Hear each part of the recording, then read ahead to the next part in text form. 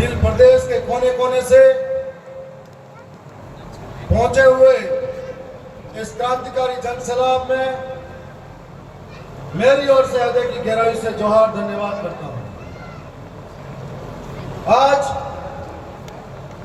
सबसे पहले मैं उन पुरखों को याद करूंगा जिन्होंने सदियों पहले इस समाज की लड़ाई लड़ी थी, और साथ में उन पुरखों को भी याद करूंगा जिन्होंने अलग भील प्रदेश की मांग रखी थी।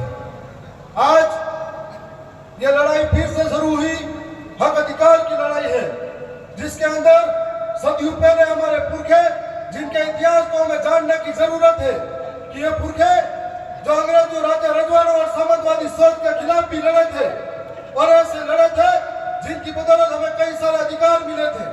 और आज उस लड़ाई को आगे लाने के लिए ये जो पीढ़ी है वो आगे आई है।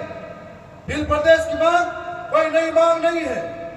1818 से पहले भी मानगढ़ की पहाड़ी के अंदर गुरु गोविंद महाराज के नेतृत्व में लाखों लोग इकट्ठे हुए थे और भजनों के माध्यम से जन जागरण करते थे, और उसके माध्यम से हमारे लोगों को इकट्ठा करके अलग भील प्रदेश की मांग रखी गई थी।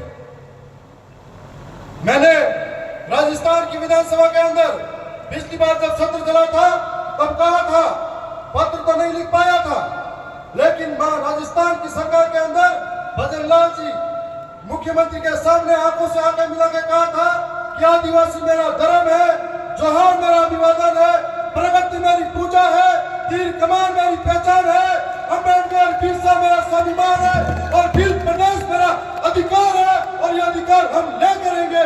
यह बात राजस्थान की विधानसभा के अंदर कही। और उसके बाद में मैं मानता हूं कि तमाम गांव-गांव, गली-गली, मोहल्ले में जब दक्षिणी राजस्थान के अंदर जन जागरण शुरू हुआ तो एक नारा खोज उठा कि भील प्रदेश चाहिए, और धीरे धीरे मध्य प्रदेश के अंदर जयस नाम का एक तूफान पैदा हुआ और जयस के अंदर ऐसे कई क्रांतिकारी लीडर हुए जो समाज को एक करने का काम कर रहे थे। लेकिन बाद में मुझे लगा कि जब जयस तूफान पे आया, एक था दिखाने की जरूरत हुई, तब जयस के अंदर कई ऐसे सामाजिक लीडर थे जो अलग अलग 85 की लड़ाई में बढ़ते गए, और इस सामाजिक लीडर ने यह नहीं सोचा कि जिस जमीन से हम उठे, जिन लोगों ने जिन आशा और विश्वास के साथ में हमें आगे लिया और जिस समाज के राह पर पहचान बनाई और उस समाज का दामन छोड़ के अन्य लोगों के साथ में गए जब हमें अपनी जरूरत महसूस हुई। आज दक्षिणी राजस्थान के साथ साथ में गुजरात, महाराष्ट्र के अंदर भी यह लड़ाई भील प्रदेश की है जो घर घर पहुंची है, और दक्षिणी राजस्थान एक आईना है जिसको देखकर आज पूरे देश के आदिवासी एकजुट होने का कार्य कर रहे हैं। मैं मानता हूं कि दक्षिणी राजस्थान के अंदर आज राजस्थान की विधानसभा में हम 4 भाई गए हैं और दिल्ली के अंदर हमारा 1 भाई गया, लेकिन कभी भी आदिवासियों की समस्या को लेकर हो, आदिवासियों की बात को लेकर है, हम कभी पीछे नहीं हटे। हमारे पुरखों की अधूरी इच्छा थी, उसके लिए हम लड़े, और हमें मालूम है कि जिन पुरखों की अधूरी इच्छा की वजह से हम लोग हमारा कर्तव्य निभाते हुए इस समाज का सर्टिफिकेट बनवा गए। मैं ये मानता हूं, आपके बीच में बात भी रखना चाहूंगा कि आखिर भील प्रदेश क्यों जरूरी है। भील प्रदेश इसलिए जरूरी है कि 5वीं अनुसूची इलाके में आज तक लागू नहीं हुई, वो लागू हो जाए। भील प्रदेश इसलिए जरूरी है कि कोई हमारे सिर पे आकर मुद्दे नहीं। भील प्रदेश इसलिए जरूरी है कोई हमको घसीट के मारा नहीं। भील प्रदेश इसलिए जरूरी है कोई हमारी बहन बेटी को जिंदा दफनाए नहीं। भील प्रदेश इसलिए जरूरी है कि कार्तिक भील जैसे को मारा नहीं। भील प्रदेश इसलिए जरूरी है कि मटके से पानी छूने से मारा नहीं। भील प्रदेश इसलिए जरूरी है कोई हमारे पुरखों की विरासत जल, जंगल, जमीन को छीने नहीं, इसलिए भील प्रदेश जरूरी है। और आज से पहले 1818 से पहले इस इलाके के अंदर अरावली की पहाड़ियां हो या इन चारों जगह पे आदिवासियों ने कभी प्रकृति को नुकसान नहीं पहुंचाया, न ही आदिवासियों ने जंगलों को खनन के लिए काटा था। और आज सरकार ऐसे ऐसे कानून ला रही है जो वन विभाग के अंदर हमारे आदिवासी वर्षों से इस जमीन पे रह रहे थे, ये वन विभाग के कानून बाद में आए, उससे पहले रह रहे थे। सरकार उनको बेघर करने का काम कर रही है, लेकिन खनन के नाम पर, कभी विकास के नाम पर आदिवासियों को विस्थापित करने का काम कर रहे हैं। और कभी कभी जब हक की बात करते हैं तो नक्सलवादी कहकर उन्हें मारा जाता है, जिस तरह के मध्य प्रदेश के अंदर बेघर जनजाति को, आदिवासियों को मारा जा रहा है। तो यदि हमारा भील प्रदेश होगा, हम लोग सुरक्षित होंगे, हमारा अधिकार बचा पाएंगे। और भील प्रदेश तब बढ़ेगा जब हर एक घर घर में बिरसा मुंडा पैदा होगा, हर एक घर घर में कालीबाई कलशुआ पैदा होगी, ये विचार जिंदा होंगे, ये विचार तो मैं मानता हूं कि इस लड़ाई के अंदर अब बहुत सारे साथी नए जुड़ते जा रहे हैं।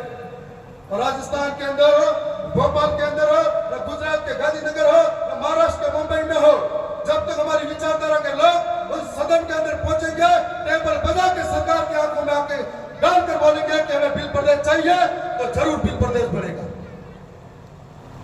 और ये जरूरत है समय के साथ में। पहले भी कई राज्य बने हैं, कोई भाषा के आधार पर भी बने हैं, कोई क्षेत्र के आधार पर बने हैं, कोई बोली के आधार पर भी बने हैं। तो इस प्रकार से बिल प्रदेश की हमारी पूर्वों की मांग है, उस विरासत को हमें लेना होगा। हमारे पूर्वों ने बलिदान दिया है, संघर्ष किया है। तो आज भाषा के आधार पर जो मैंने एक और बात, इधर भी चिट्ठी आ गई है, राजस्थान की विधानसभा में भी 2 मिनट करके बैठा दिया जाता है। तो मैं ये कहना चाहूंगा कि आने वाले समय में हम और मजबूती से लड़ेंगे।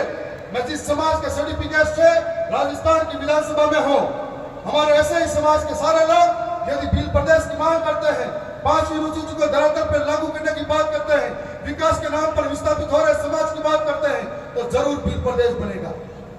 मैं ऐसी आशा और विश्वास के साथ में उम्मीद करता हूं कि भोपाल की जो विधानसभा है, गुजरात की विधानसभा है और मध्य प्रदेश महाराष्ट्र की विधानसभा में है, जो लोग जिनका जमीन मर चुका है, वो लोग इस सर्टिफिकेट समाज के लगाकर वहां गए हैं, वो भी अगर बिल प्रदेश की बात करते हैं तो आने वाले समय में वो भी सुरक्षित हो पाएंगे।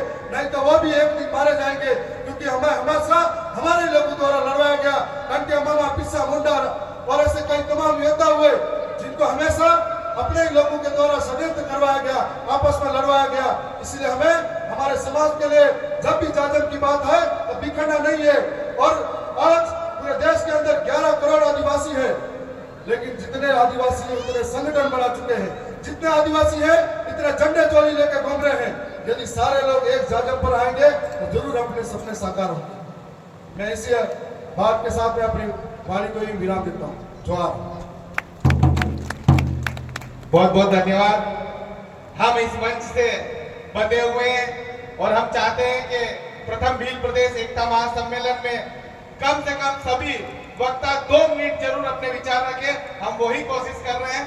इस बीच हमारे बीच में सामाजिक कार्यकर्ता भाई केशु नीनामा आए और इस मंच से अपनी बात रखे। उसके बाद हमारे मांगू दादा मांगीलाल जी नीनामा तैयार रहे।